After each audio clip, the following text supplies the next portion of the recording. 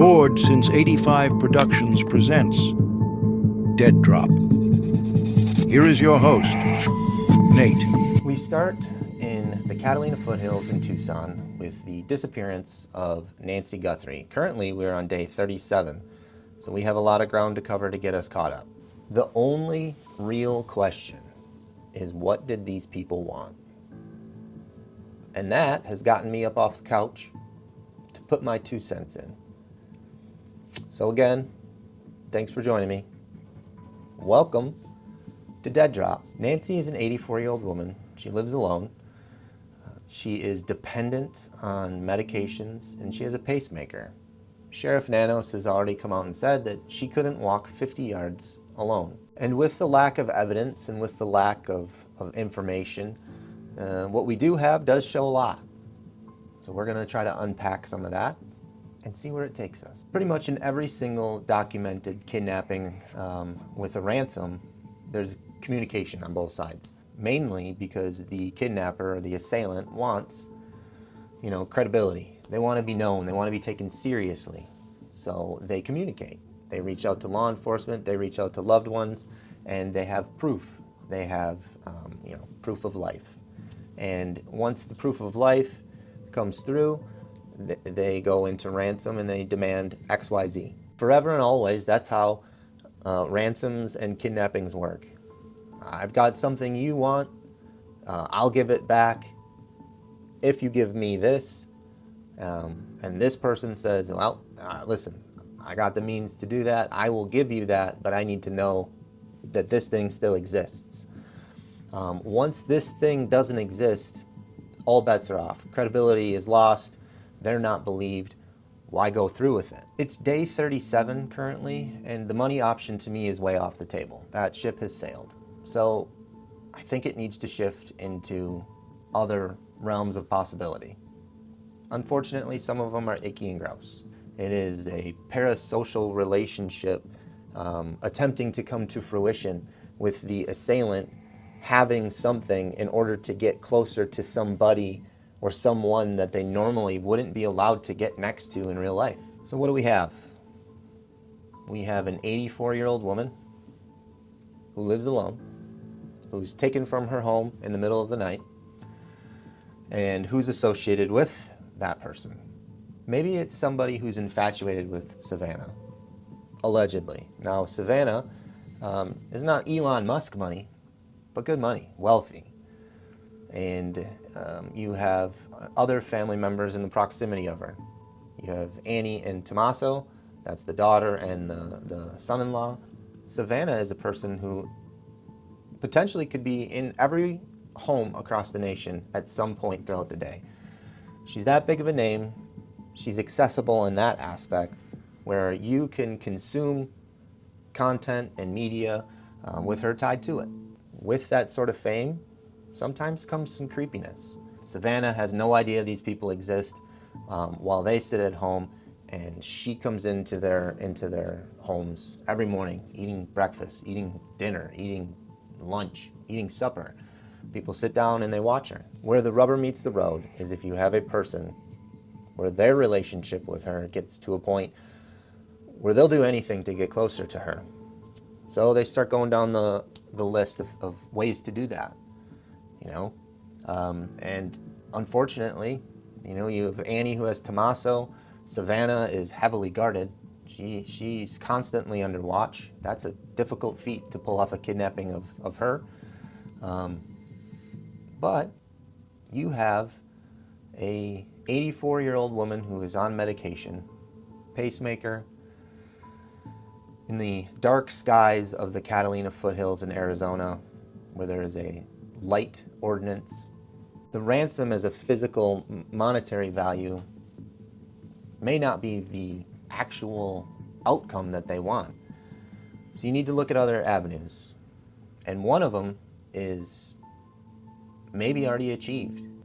Savannah has gone on multiple, social media outlets, posting videos of herself and her family, obviously distraught. Unfortunately, sometimes the assailant and the perpetrators of these crimes want something a little bit more deviant. They want that person to publicly bend a knee to them. Now, the general public has no idea. Almost everybody on planet Earth has no idea when the victim comes out and does that, or the victim or the person related to the victim does that. Because a lot of people associate Nancy as the target, but realistically it could be somebody else. Allegedly, Savannah, maybe, which could potentially make this case a little bit more intriguing than it actually already is. It could be the cartel, possibly. Could it be a B&E gone wrong? As little evidence as we do have some evidence, and I think the evidence points that this is targeted. This is something else. This is different. Ransom kidnappers kidnap for clarity. They communicate. They have a job to do. They're organized. This seems slightly organized, but yet we have very little information about a ransom, so that kind of leaves that out. Parasocial relationship ransoms don't need that exchange of currency. They want them to make a video. They want to see them hurt. They want to be a part of their life just for a moment, even if that person that they're hurting has no idea that they are a part of their life. That's the sick and twisted part of the whole thing. Savannah going out and making videos could very well be that currency, that ransom that's good enough. And it makes the perpetrator happy. Disgusting, but those things exist in our world. 1:47 a.m., February 1st.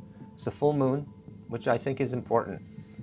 I think that is an important detail because of where it is, the Catalina foothills in Arizona, which has a night sky ordinance. No light pollution. I lived in Arizona. I experienced this firsthand. It gets dark in certain areas, much different than most of the United States. A masked man approaches a doorbell camera. He's got latex gloves. He has a backpack that looks chock full of things. Who knows what's in there exactly? Tarp, weapons, communication devices, jammers, duct tape. Tough to tell. It's in a bag. Also, on the flip side of things, you have a gun. The holster position is a bit peculiar in the middle. Makes me feel like that the individual plans on crouching, ducking, moving around a little bit. Upon approach, he has a bite light. The bite light to me doesn't really indicate too much. Those are accessible. It's more so how he uses the bite light. Right before he approaches, he bites and the light illuminates the walk path and there's a step up. And as soon as he sees that, releases and he takes the step up. It seems to me that this person had been there before, knew that the step was coming, and then lo and behold, we have another still image of the perpetrator standing awkwardly, just a still frame. No video, just standing, similarly dressed, really starts to lean towards premeditation and not just a crime of passion, a one-off B&E situation gone bad. Once you have that evidence, you start to build a case that's a little bit more sinister, unfortunately. They use the bush from the property to obstruct the camera and then disable the camera. The doorbell camera not having a subscription is interesting.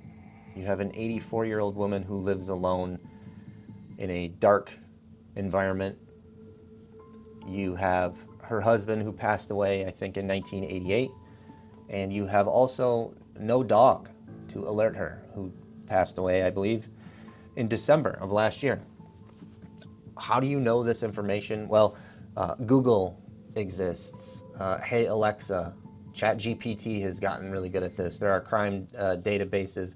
A lot of our stuff is public knowledge. You can look up pretty much anything by just asking the internet. I think you could even still, to this day, ask Jeeves a few questions if you'd like, and he would be happy to answer them. Just saying. I'm not here to scare you. I'm not here to make you clutch your pearls. I'm here stating facts. A lot of our information is public knowledge. The Today Show did a special of hometowns with Nancy involved in that with Savannah. And it brought that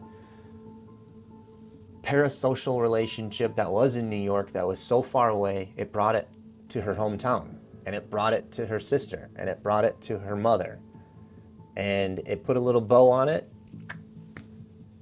and it made it real. Could that be something that started this whole thing? Maybe. I don't know. I'm not a weirdo.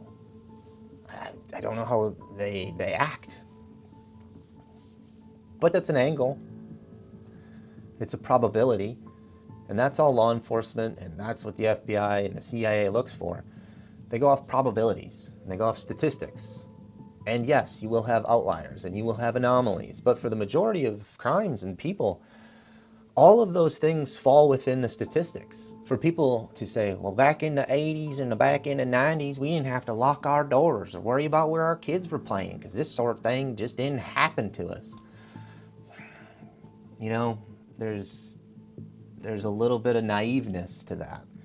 You should have worried about it. You just didn't have all of the information at your fingertips. Just like these people have all of the information at their fingertips to do deviant bad acts, you have all of the information to fight against it. Again, we don't have a ransom, and with ransoms we have some level of communication with whoever did this. It just doesn't exist. Unfortunately, that's the reality of where we're at. Nancy didn't choose this. She didn't wake up on January 31st and say, you know what? The moon's full tonight. Seems like a good night to be abducted. She went about her day like she always does. She's 84. Our bodies and minds deteriorate quickly as we get older. The probabilities of us fending for ourselves and fighting off an assailant in the middle of the night decrease. Imagine having somebody with a mask and a gun standing there, and you're 84. You're really not in peak fighting condition. Typically, elderly people don't leave their home voluntarily during an abduction or a kidnapping. They tend to take the route of pound sand. I'm not going anywhere, which leads to a little bit more of a physical altercation. Now, that could be why we have blood on the outside, of her front door, which was confirmed to be hers. She's also on blood thinners. That could have been there before. It's tough to tell. What we do know is when she was dropped off by Tommaso, who was the last person to see her, she went to bed, gearing up to go to online church the next day. And lo and behold, 1:47-ish, somewhere in that time frame, things changed. Thinking of an 84-year-old person being taken from her home where she raised her family. It's sad, it's disgusting, and I think that's why it's captured a lot of people's attention throughout this nation. Unfortunately, we're on day 37. It's a long time, so I'm going to cover it, even though it still gives me the heebie-jeebies after all these years. It's part of life, unfortunately. It's the dark side that makes all the good good. I have some insight on, on data and law enforcement and different things, and I have perspectives. Allegedly, they are probably not going to be right, but I can't be any more wrong than a lot of the people that are out on the internet right now, or mainstream media. They don't seem to know what's going on either, and dare I say, the sheriff, who knows? But I do know that law enforcement likes to hold a lot of things close to their chest. They're not playing every card they have, and they also play dumb. They also say, hey, this person, we're not looking into him anymore. And then behind closed doors, they're looking into them. I really don't read into too much when they clear a specific person. They want people to put their guard down. They want people to think they're getting away with it, to go about their life, to leave DNA here so they can scoop it out of the trash and test it and see what we got. It has been part of my life, this true crime. It fascinates me, not necessarily the crime itself, but why the person does it. It's interesting. It's weird to say because it's always been a passion of mine to try to understand what happened beforehand. Why we got to the point where we're at, where that person is standing in front of that door for the second time, prepared to do something so disgusting and go through with it. But also, I think for the majority of the people on planet Earth, it's interesting because we would never do that. How in the hell could we do that? It's gross. So I'm here for it. So I'd like to say thanks for watching. We're going to try to stay consistent on this case, and breaking news happens. Maybe we'll throw some stuff out. It's exciting. It's sad, but it's exciting and sad. Thank you for watching. This is Bored Since '85 Dead Drop. My name is Nate. I appreciate it. Please like and subscribe. And what I always like to say is, long story even longer. We'll see you next time. Thank you for watching Dead Drop with Nate. Please like and subscribe. Make sure to hit the bell for notifications to stay up to date with the latest in true crime. In the meantime, stay safe out there.